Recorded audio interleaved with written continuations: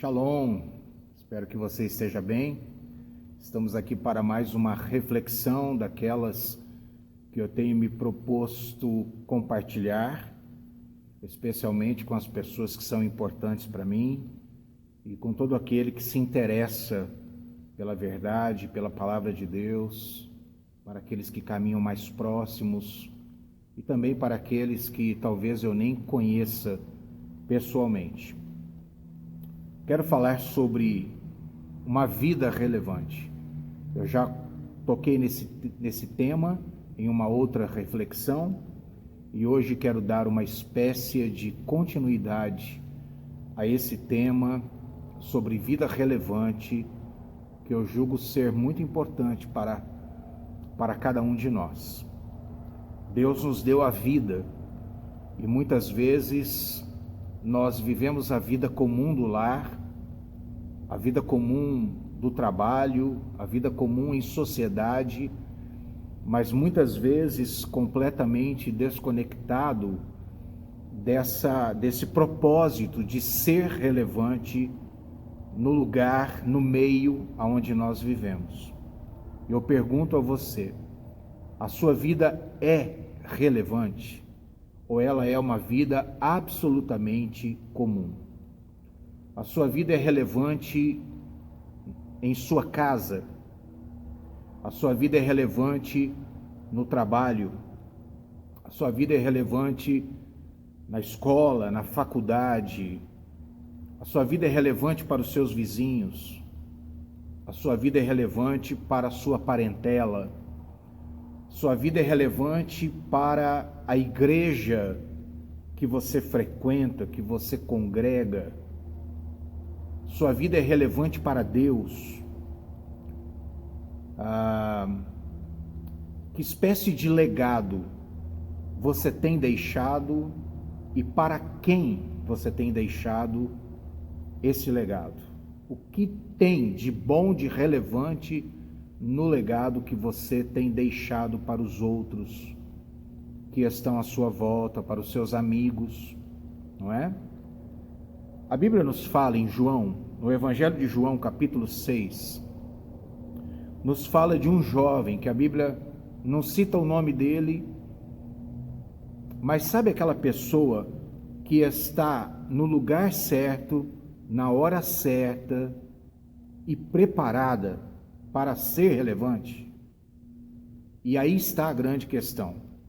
Muitos de nós não nos preocupamos em ser relevantes, e por isso não nos preocupamos em estar preparados para ser relevante na hora talvez que você menos espera.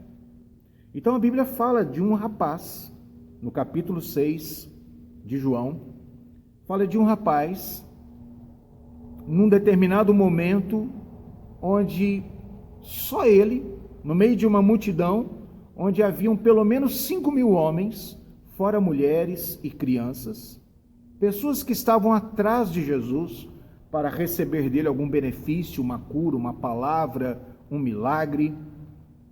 E a hora foi avançando e não haveria comida para toda essa multidão. E então o texto diz, no versículo 8 de João 6, então um dos seus discípulos, André, irmão de Simão Pedro, falou: aqui está um rapaz com 5 pães de cevada e 2 peixes. Mas que adianta isso para tanta gente? Jesus respondeu: digam ao povo que se assentem. Todos se assentaram na grama que cobriu o monte. Só os homens eram cerca de 5.000 homens. Então Jesus tomou os pães, agradeceu a Deus, os repartiu entre o povo. Em seguida fez o mesmo com os peixes. E todos comeram à vontade. Depois que todos estavam satisfeitos, saciados, Jesus disse a seus discípulos: agora juntem os pedaços que sobraram, para que nada se desperdice. Eles juntaram o que restou e encheram 12 cestos com as sobras. Pensa num rapaz que a Bíblia não fala nem o nome dele, mas fala da sua importância para aquele momento.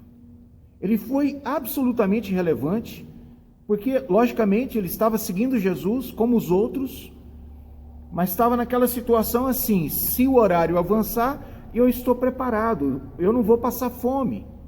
Ele levou pães e levou peixes, e foi exatamente esse produto, esse material, essa matéria-prima que Jesus usou para multiplicar e matar a fome daquela multidão, que eram pelo menos 5.000 homens, fora mulheres e crianças. Ou seja, o milagre foi grandioso, o poder de Deus derramado e manifestado, a glória de Deus manifestada naquele monte para matar a fome daqueles milhares, se deu porque um jovem, um rapaz, estava preparado na hora certa, no lugar certo, e ele então pôde ser relevante para aquele momento e para aquela multidão que seguia Jesus.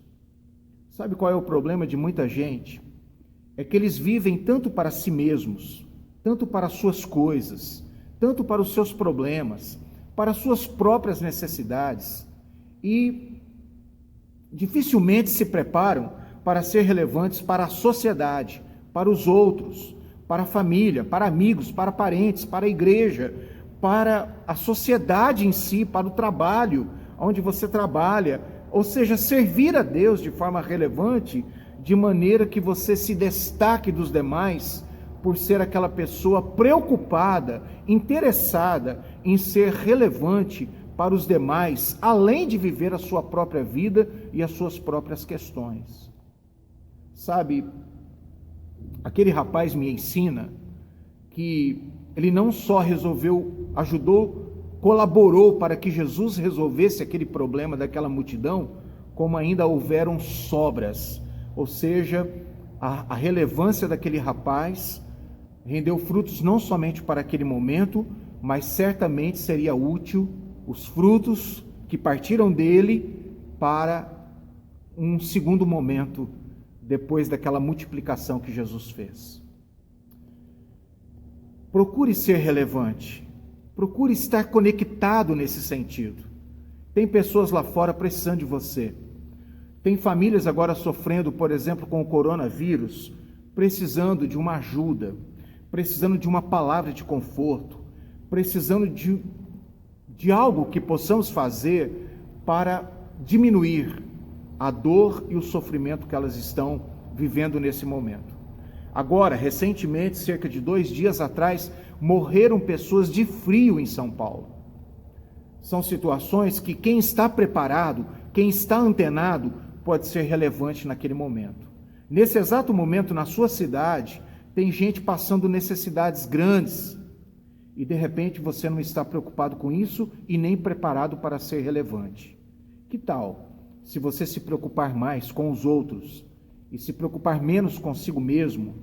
Você de repente pode estar no lugar certo, na hora certa, no momento certo, e ser aquela pessoa que Deus vai usar como destaque para resolver, trazer solução para um grande problema. Eu quero ser essa pessoa. E quero ser assim por toda a minha vida. Eu quero que a minha vida seja relevante.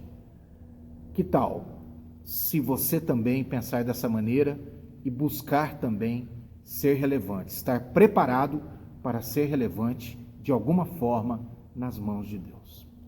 Deus te abençoe. Se foi relevante para você, eu peço a você humildemente que você compartilhe com quem você ama, com quem você gosta e até com quem você não conhece, em nome de Jesus. Deus te abençoe.